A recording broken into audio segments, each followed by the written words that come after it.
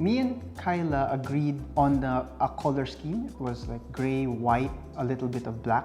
But of course, we did not know how to implement that. We just copied some photos off of Google. Of course, you can't just design a house off of just a color scheme. You need the furniture to sync up. If I wanted to paint the whole house white, which I did, and then softly suggest that was not that good of an idea kasi magmumukha siyang mental hospital. And in truth, she was right. Keeping in mind our idea and what would actually look good in a house, she was able to combine those two things and come up with this design, which was exactly what we wanted, but also would not look tacky or would not look like a laboratory or a mental hospital room.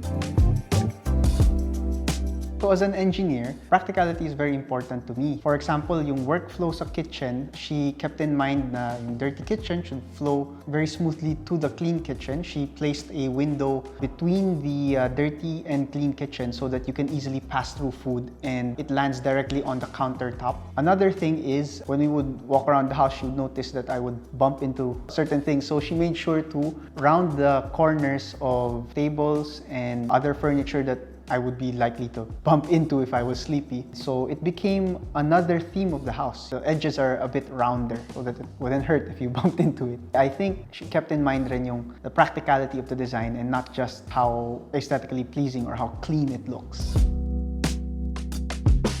My favorite part in the new home is probably the home office. That is the place where I'll be spending most of my time when I'm at home. We were actually able to add an additional floor thanks to Steph's advice. We were just looking to make it a comfortable home office, but she found that there was an extra space between the roof and the ceiling of the third floor that was perfect as a stock room. She also used the space efficiently to fit a staircase that led up to a well-lit, customized attic.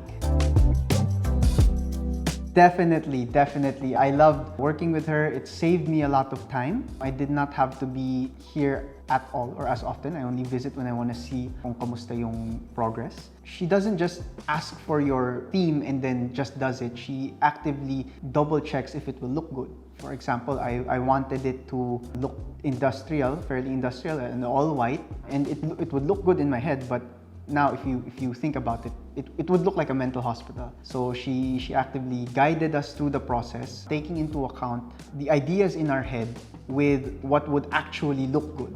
And then it was designed still in theme with what we wanted, but guided with a designer's touch rather than a novice.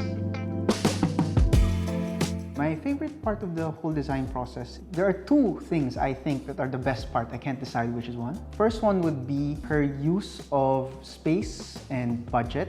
She efficiently uses both and keeps in mind quality pa rin. Right now, if you went around the house, you would see very high quality work. She's very attentive to yung finish of the furniture, of the cabinets, and she would always check with the contractors to make sure maganda yung quality ng house. The second is she answers our questions even if it's a weekend, a holiday, or at night. And we feel we found a friend aside from getting a designer. And also, of course, furniture shopping, yung pag-design ng mga small figurines. She also helped us with that. Sumama pa siya sa amin for shopping sa IKEA, sa All Home to check these figurines and yung mga various decorations to make sure na in theme siya with the house.